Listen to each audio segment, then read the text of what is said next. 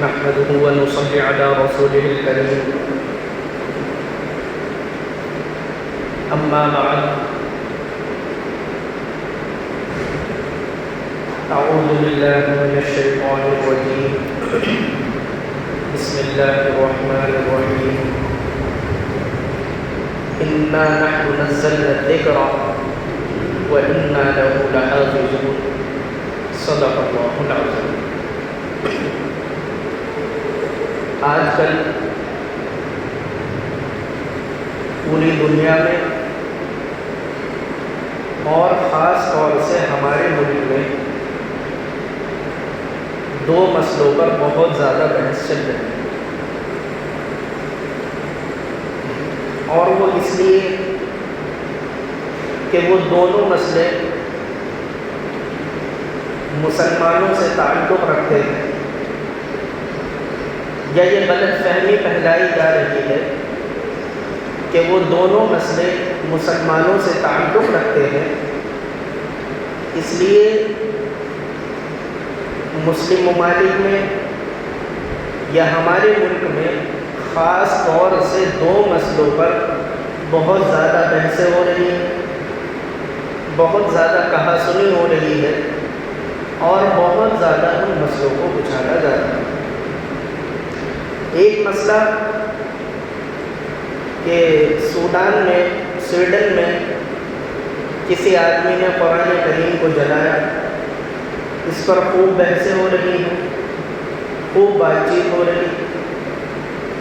اور دوسرا، ہمارے ملک میں ایک قانون بنایا جا رہا ہے UCC یونیفارم سول کوڈ کے نام سے، اس پر بہت زیادہ چرچائیں ہو رہی ہیں۔ تو پہلے ہم قرآن کریم کے جو جلایا گیا اس کے متعلق بات کریں گے، پھر وقت بچے گا تو انشاءاللہ دوسرے مسئلے پر بات ہوگی، ورنہ آئندہ ہفتے پھر اس کے بارے میں بیان کیا جائے گا۔ دیکھیے، قرآن کریم کو جلانے کا مسئلہ، قرآن کریم کی بے حرمتی کا مسئلہ، قرآن کریم کو پھاڑے جانے کا مسئلہ، یہ کوئی آج نیا مسئلہ نہیں، 1450 سال سے یہ مسئلے پیش آتے رہے۔ سوال یہ پیدا ہوتا ہے کہ قرآن کریم سے لوگوں کو تکلیف کیا ہے؟ کیوں قرآن کریم ہی کے بارے میں بے حرمتیاں کی جاتی ہیں؟ دنیا میں لاکھوں مذہب ہیں، ان مذہبوں کی کروڑوں کتابیں ہیں، کبھی آپ نے نہیں سنا ہوگا کہ فلاں دین فلاں دھرم کی کتاب کو جلایا گیا، فلاں کتاب کو پھاڑا گیا، فلاں کتاب کی بے عزتی کی گئی، یا فلاں کا ڈھانچہ بنایا گیا، فلاں کے اوپر فلم بنائی گئی۔ ایسا آپ کہیں بھی نہیں سنیں گے۔ سنیں گے تو یہ سنیں گے کہ مسلمانوں کے پیغمبر کا ڈھانچہ بنایا گیا، مسلمانوں کے پیغمبر کی تصویر بنائی گئی، مسلمانوں کے قرآن کو جلایا گیا، قرآن کی بے حرمتی کی گئی، قرآن کی بے عزتی کی گئی، یہ سنیں۔ حالانکہ آپ ذرا غور کریں کہ قرآن کریم کہاں نازل ہوا؟ قرآن کریم نازل ہوا مکہ مکرمہ میں 13 سال تک، اور اس کے بعد جب ہجرت کی حضور صلی اللہ علیہ وسلم نے تو مدینہ منورہ میں 10 سال تک۔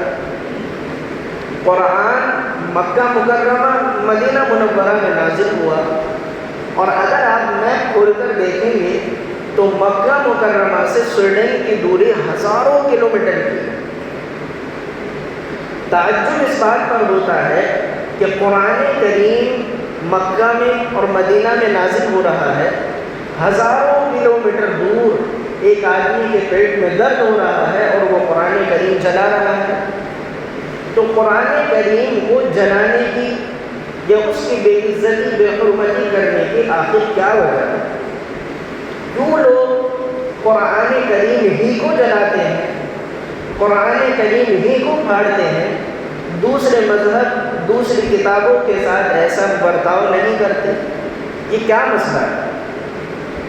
یہ بات سمجھنے کی ہے کہ قرآن کریم ہر انسان کو جینے کا ڈھنگ اور سلیقہ سکھاتا ہے۔ قرآن کریم واحد ایسی کتاب ہے جو ہر انسان کے لیے قدم قدم پر جینے کا سلیقہ اس کو سکھاتی ہے۔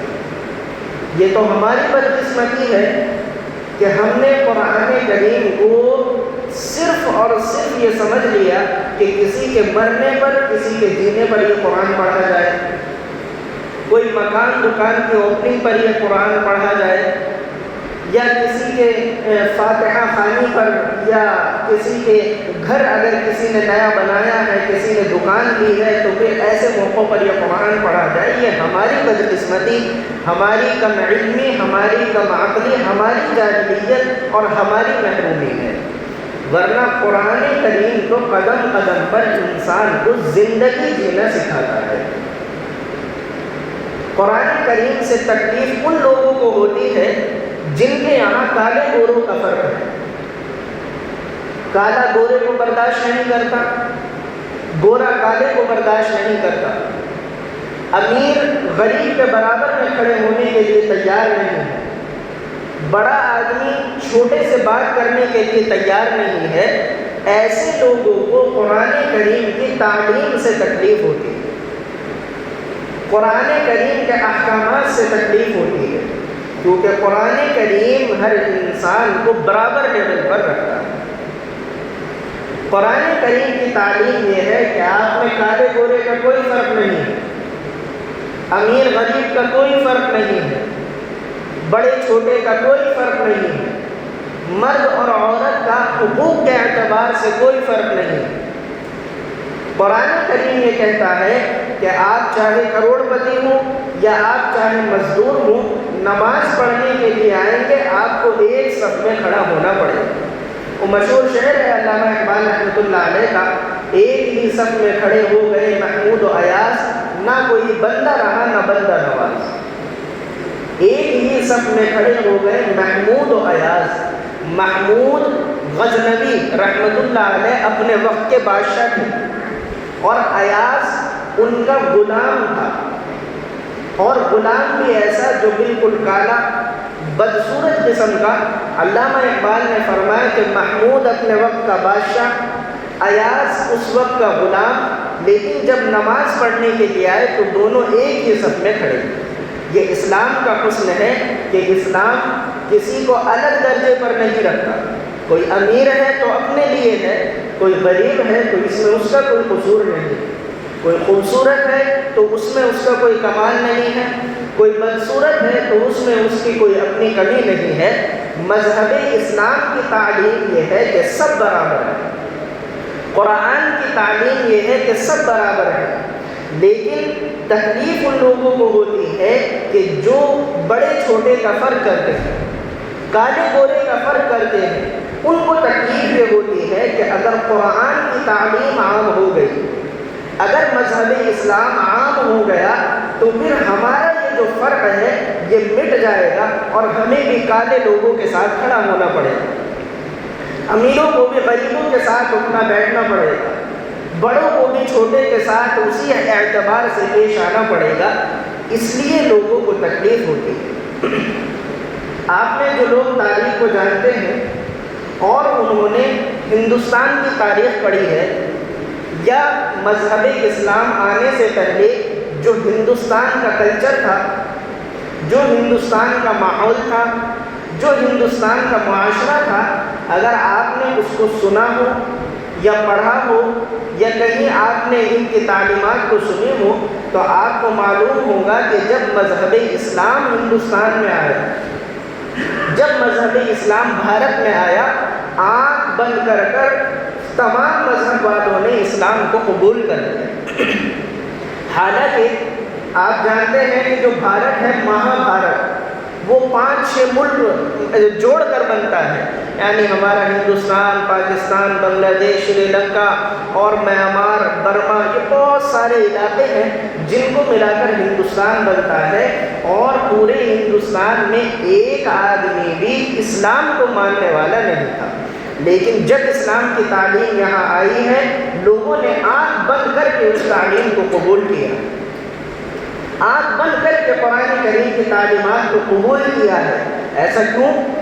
تاریخ کی کتابوں میں یہ بات لکھی ہے کہ ہندوستان کا کلچر یہ تھا کہ یہاں کسی چھوٹی ذات والے کو بڑی ذات والے کے ساتھ اس کو چھونے کی بھی اجازت نہیں، اور چھونا تو بہت دور، اگر کبھی اتفاق سے کوئی چھوٹی ذات والا آدمی بڑی ذات کے آدمی کو لگ گیا تو 10 مرتبہ وہ نہاتا تھا، تب جا کر وہ اپنے آپ کو پاک سمجھتا تھا۔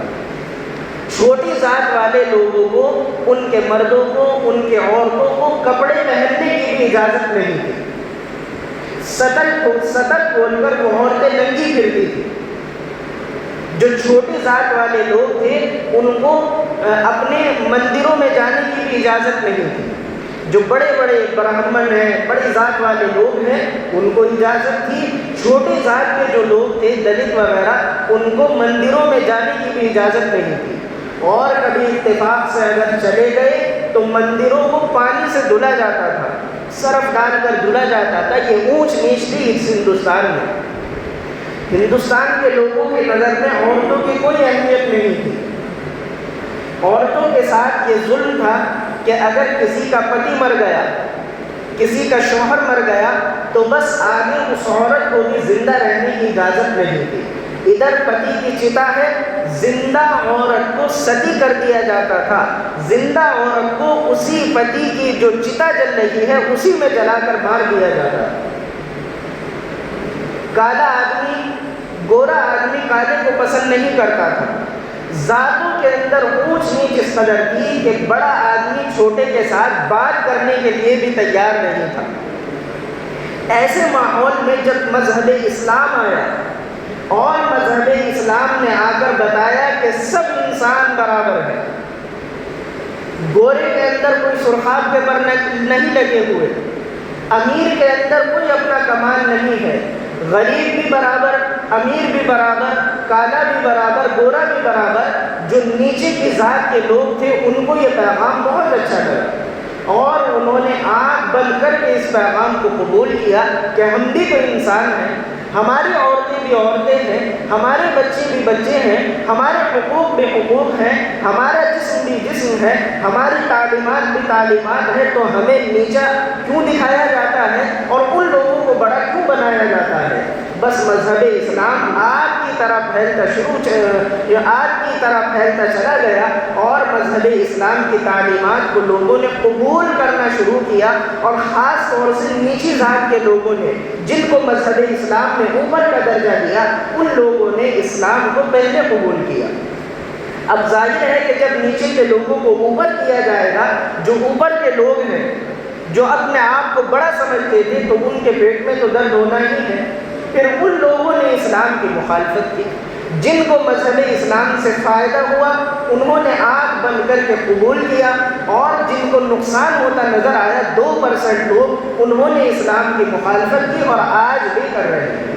تو بتانا یہ ہے، جن لوگوں کو اسلام کی تعلیمات سے تکلیف ہوتی ہے، قرآن کریم کے احکامات سے تکلیف ہوتی ہے، چند لوگ وہی قرآن کریم کی مخالفت کرتے ہیں، ورنہ تاریخ گواہ ہے کہ آج کے وقت میں جتنی تیزی سے مذہب اسلام پھیل رہا ہے اتنی تیزی سے کوئی مذہب نہیں پھیل رہا۔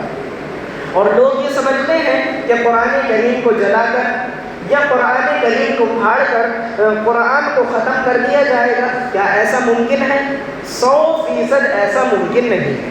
اس لیے ممکن نہیں ہے کہ آپ ذرا تھوڑا سا پیچھے جائیں، 1400 سال پہلے حضور صلی اللہ علیہ وسلم نے لوگوں کو قرآن کی تعلیم دی۔ اس وقت میں قرآن کو ماننے والے صرف اکیلے حضور صلی اللہ علیہ وسلم تھے، اور مخالفت کرنے والے پورے مکہ کے لوگ تھے۔ بڑے بڑے امیر تھے، عتبہ، ربیعہ اور ابو جہل، ابو لہب، نہ جانے بڑے بڑے سردار قرآن کی مخالفت کرنے والے، اور ماننے والے صرف ایک ذات واحد اکیلا آدمی کھڑا ہے قرآن کریم کو لے کر، حضور اکرم صلی اللہ علیہ وسلم۔ لیکن قرآن کریم کی تعلیمات کا کمال یہ ہے کہ آج ماننے والوں کی تعداد اربوں سے بھی اوپر گزر گئی ہے۔ کہاں ایک آدمی قرآن کو ماننے والا، پوری دنیا مخالفت کرنے والی۔ آج پوری دنیا میں مسلمان پھیلے ہوئے ہیں۔ دنیا کے کسی ملک میں آپ چلے جائیں، کسی دیش میں آپ چلے جائیں، آپ کو اسلام مذہب کا ماننے والا ضرور ملے گا۔ تو یہ لوگوں کی غلط فہمی ہے کہ چند پنوں کو جلا کر، چند کاغذوں کو جلا کر ہم اسلام کو ختم کر دیں گے، یا قرآن کو ختم کر دیں گے، یا اسلام کی تعلیمات کو ختم کر دیں گے۔ یہ غلط فہمی ہے۔ لیکن خاص بات اور اہم بات جو اس وقت میں ہماری ذمہ داری ہے، یہ جو ماحول چل رہا ہے یہ اپنی جگہ پر ہے، اس وقت میں ایک مسلمان کی جو ذمہ داری ہے وہ یہ کہ ایسے موقع پر قرآن کی حفاظت کرنا یہ ہماری ذمہ داری ہے۔ اور قرآن کی حفاظت کیسے ہوگی؟ قرآن کی حفاظت ایسے نہیں ہوگی کہ ہم 2 4 5 7 قرآن کریم چھپوا دیں یا 100 200 قرآن کریم چھپوا دیں، ایسے قرآن کی حفاظت نہیں ہوگی۔ قرآن کریم کی حفاظت کا اب تک جو ذریعہ چلا آ رہا ہے وہ یہ کہ اپنے بچوں کو قرآن کریم پڑھائیں، خود بھی قرآن کریم پڑھیں، اپنے بچیوں کو قرآن کریم پڑھائیں، عورتوں کو قرآن کریم پڑھائیں، اور قرآن کریم کو ترجمے کے ساتھ پڑھائیں، اور ترجمے کے ساتھ پڑھوا کر ان باتوں پر عمل کریں۔ اگر یہ طریقہ ہم نے اپنایا تو قرآن کریم کی حفاظت ہو سکتی ہے، اور اگر اس طریقے کو ہم نے چھوڑ دیا تو پھر قرآن کریم کی حفاظت ممکن نہیں ہے۔ قرآن کریم کی حفاظت پھر ممکن نہیں ہے۔ آج ہم اپنا حال دیکھیں، جو غیر ہے، وہ کسی بھی مذہب کا ماننے والا ہو، جو مسلمان نہیں ہے، وہ اگر قرآن جلا رہا ہے، قرآن کی بے عزتی بے حرمتی کر رہا ہے تو اس پر کوئی اعتراض نہیں، کیونکہ وہ تو قرآن کو مانتا ہی نہیں ہے، وہ تو قرآن پر ایمان نہیں لاتا، تو اس سے ہمیں کیا اعتراض؟ جب وہ قرآن کو نہیں مانتا تو وہ جو کر رہا ہے وہ اس کے لیے صحیح ہے۔ لیکن ہم مسلمان ہونے کے اعتبار سے، ایک مسلمان ہونے کے اعتبار سے میں اپنے گربان میں جھانکوں، آپ سب اپنے گربان میں جھانکیں کہ ہم قرآن کریم پر کتنا عمل کر رہے ہیں، ہم قرآن کریم کی کتنی حفاظت کر رہے ہیں، ہم قرآن کریم کا کتنا ادب و احترام کر رہے ہیں، یا ہم قرآن کریم کے لیے کیا کر رہے ہیں۔ ان لوگوں سے زیادہ تو مجرم ہم اور آپ ہیں۔ ہم اسلام کے ماننے کا دعویٰ کرنے والے، قرآن کے ماننے کا دعویٰ کرنے والے، قرآن کو اپنی کتاب کہنے والے، ہم گناہ گار ہیں کہ ہم نے قرآن کو چھوڑا ہے۔ کوئی غیر قرآن کو جلائے، قرآن کی بے حرمتی کرے، وہ اس کا اپنا مسئلہ ہے، بہرحال غلط ہے، میں صحیح نہیں کہہ رہا ہوں، لیکن وہ تو جب قرآن کو صحیح نہیں مانتا تو وہ تو کرے گا ہی یہ کام۔ ہم جو قرآن کو صحیح مان رہے ہیں، اللہ کی کتاب مان رہے ہیں، رسول اللہ صلی اللہ علیہ وسلم کے آپ پر نازل کی ہوئی کتاب مان رہے ہیں، ہم قرآن کے ساتھ کیا سلوک کر رہے ہیں؟ کیا قرآن کے ایک احکام پر بھی ہم عمل کر رہے ہیں؟ غور کریں گے تو اس نتیجے پر پہنچیں گے، قرآن کریم کی ایک بات بھی ہماری زندگی میں نہیں ہوگی۔ آئندہ ماشاءاللہ چند لوگ ہیں جو قرآن کریم پر عمل کر رہے ہوں، ورنہ عام رواج تو یہی ہے کہ کوئی آدمی بھی قرآن کریم پر عمل کرنے کے لیے تیار نہیں ہے۔ اور اس سے بڑھ کر بھی کہتا ہوں، قرآن کریم پر عمل کرنا تو بعد کی بات ہے، کتنے لوگ ہیں جو قرآن کریم اٹھا کر اس کو پڑھنے کے لیے بھی تیار نہیں۔ اپنے گربان میں جھانکنے کی ضرورت ہے۔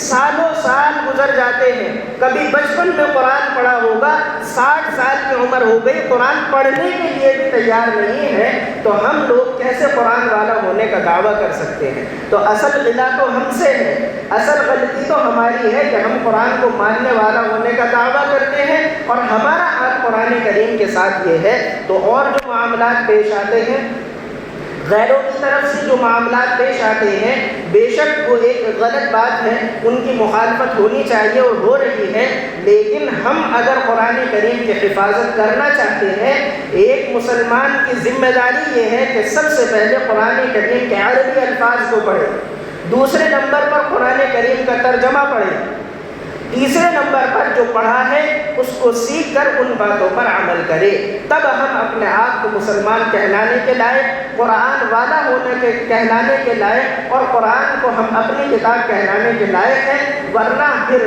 اصل جو ہماری غلطی ہے اس کی سزا ہم دنیا میں بھی بھگتیں گے اور آخرت میں بھی بھگتیں گے۔ اللہ تبارک و تعالی ہم سب کو صحیح سمجھ عطا فرمائے۔